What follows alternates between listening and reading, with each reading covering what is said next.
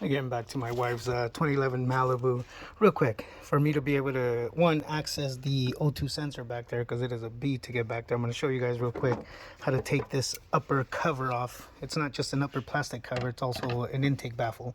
So here we are. Just get that hose back, like always. Twist and turn. There it is. It's off. I've already loosened up this clamp.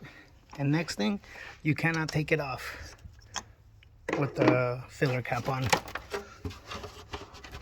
There it goes. And there it is. As you can see, it hangs on to those studs right there from right here. So there it is. I pre-lubed it before. I lubed it last time I installed it. So eesh, look at all this dirt. Go ahead and blow that off. Better throw this back on there ASAP. But okay, let me get back to it right now and show you guys.